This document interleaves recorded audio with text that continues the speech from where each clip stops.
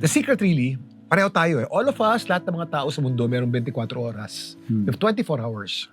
How do you balance the 24 hours in such a way that your priorities are good and you're giving time to important things like family and God?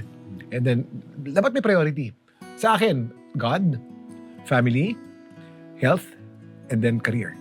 Pag ang Diyos nilagay mo sa gitna ng pag-aasawa. Bro, ay nako. Oo. Kasi, totoo yun eh. Ako, habang nagsasalita si Kuya Kim, nakaka-relate ako kasi yun din yun eh. Wala ka lagi sa bahay. Yung career mo will eat up most of your time. Nako, pag hinayaan mo, hindi ka na uwi. Oo.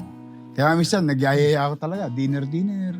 Yung nag-aabilidad ka. Ano yung tawag yan? Exert ng effort. Nako, yan ako. Proactive. Oo. Dapat yayain mo misis mo, ito. Dapat meron kayong regular date night. Yan. Either the two of us or with friends. Oo, mag-i-invite. Ilang beses ka namin na-invite eh. Ilang beses na ako na-invite. Imbita dyan. Yes. Your intimate moments. At a certain age, when you're young, spontaneous ang intimate life mo eh. Anytime isang kalabit lang, boom. Pwede na. Pwede na. Pag matanda na, Ni-schedule na. ini-schedule na yan. Di ba? Pag di mo ini-schedule, hindi mo gagawin. Exactly. Kasi magkaibigan na kayo eh. Oo. Parang, ano ka na, kampante ka na kay misis,